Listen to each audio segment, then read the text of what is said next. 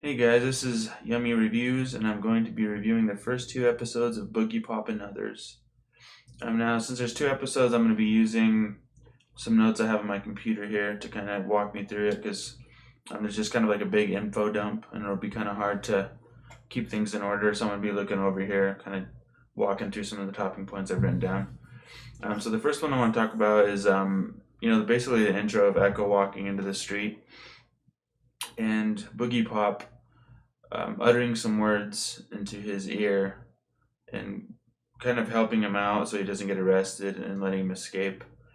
Now, we don't really get filled in on what happened there and what happens afterwards or who even Echo is until episode 2. But it kind of shows the society in a light where they don't know what to do when there's an individual in trouble. So they just kind of back away from him like he's diseased. So I think that's kind of the point it's trying to make there. Um, Now, it kind of, after that kind of goes into the disappearances, you kind of start to hear murmurs of who you think a killer is type of thing, and it starts to go into the BoogiePop urban legend. And then we find out that BoogiePop's actually possessing KG's girlfriend, which is kind of interesting. It's kind of like BoogiePop declares himself, herself, whatever it is split personality, but it's kind of like a spirit that drops into a body that's, I don't know, compatible or something like that for a situation where humanity is in danger. I'm not exactly how exactly that works, but basically BoogiePop's there to save the school and essentially human existence from the man-eater. So it's just kind of interesting take on it. And I feel like KG is looking towards that as a way of like BoogiePop solving his lack of meaning in life and lack of purpose and kind of negative view on society. So he's kind of disappointed at the end of the episode when essentially the series shows the ending, the conclusion at the end of episode 1, and BoogiePop heads out, bounces peace, yo, KG's kind of disappointed because his internal issues aren't solved, and BoogiePop tells him to his face, like, I can't solve your problems for you, dude. I can't solve all humanity's existence. I was just here for that one mission, and I'm peacing out. So yeah, and as far as it kind of gives an intro to the druggy girl with the druggy friend saying that the Manticore actually threatened her. I think it was Nagi that actually threatened her friend because she was using drugs, and so they were kind of trying to build up to that Nagi might be the man eater. And actually, we don't even see her until the very last clip of the episode, I believe. So I do believe that she's the main character of the series. I mean, KG might be, I'm not sure, but he might even just be in the first episode. Because I was kind of confused. I was expecting KG to be the main character, but as the second episode rolled on, I feel like it's more leaning towards Nagi. Maybe it'll be a main character type of thing. I'm not sure how it's going to work out in the end.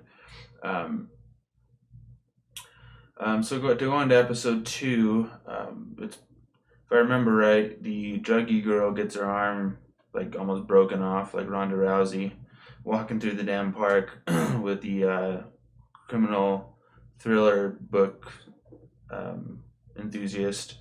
And we kind of don't understand exactly why that's going on, but it shows her talking to the druggy girl in the restaurant,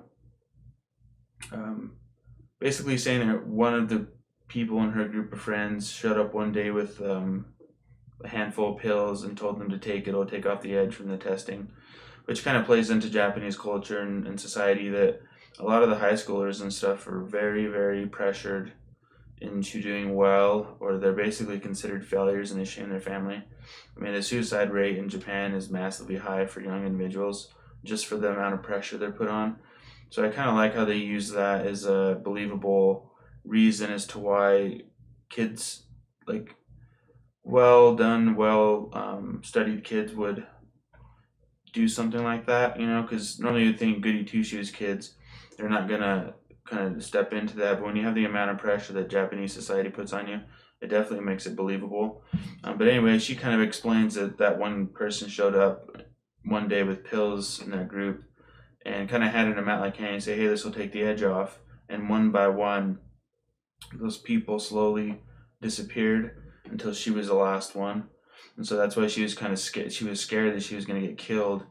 And that's why Nagi showed up and was trying to break her arm off, trying to get her to stop taking the pills. So that's why it kind of gave a background to that.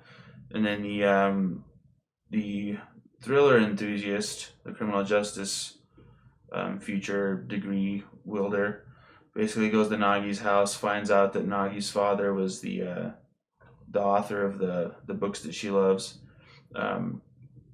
So we kind of get a background on that, and it kind of sets up Nagi for her detective skills. She's going to be Detective Conan, with Case Closed of the show, I feel like, and she's going to be the one that eventually stops the man-eater, because BoogiePop says itself, I'm not sure if it's a man or a woman, it's kind of like an entity, but it says itself that it's not the one that takes care of the man-eater.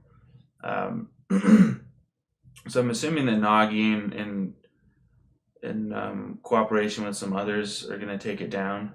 So it does give her a little bit of background on how her detective skills are going to come into play, and really, and it kind of shows, and it kind of sets it up in a way where one of her really good friends meets Echo after BoogiePop helps Echo in the street.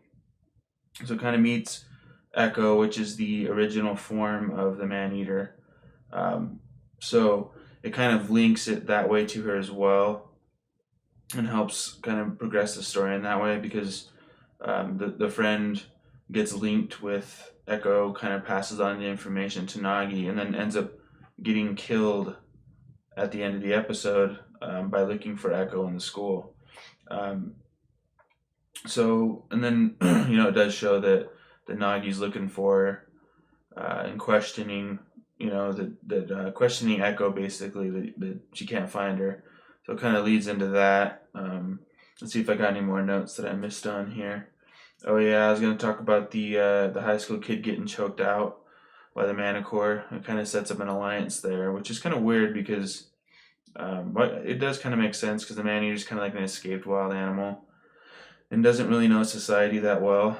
So I could see how she would warm up to someone that's grown up in society. She's basically choking him out because he found her. But they end up doing an alliance, and it goes into how the drugs are made and how they're actually zombifying people, which is kind of interesting. She basically gives them that drug, and it puts them in a daze. Then she kisses them, and then it makes their brain extract more material for the pills, and they're unconscious of it. And they're basically the zombies, and it's kind of like a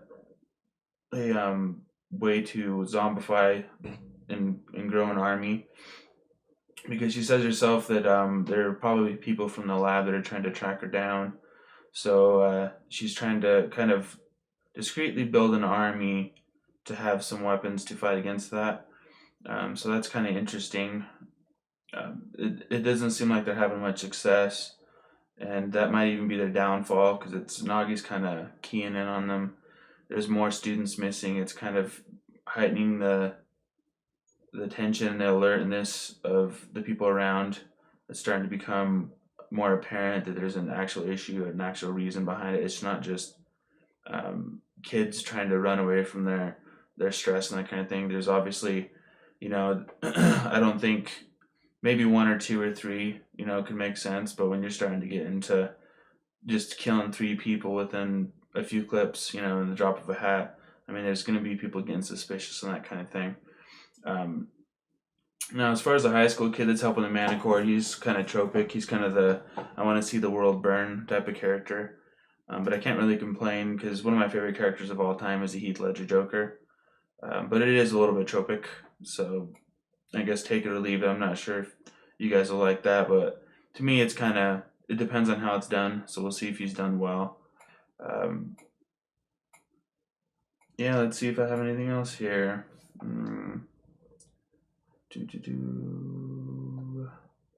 So no, I think that's about it. I will be reviewing episode 3 when it comes out next week.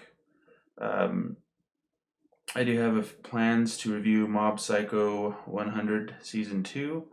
And there's a few other animes that I'm going to review. I can't remember the names of them. I kind of went through the list of which ones I thought would be cool, and kind of wrote them down and decided that was what I was going to do for the winter season I was going to review. I think there's like 4 or 5 of them. So if you're interested in watching some more reviews of this anime as well as others, subscribe to the channel, hit that bell icon so you can get notified if I post a video, like the video if you like what I had to say, and peace out and thank you for watching.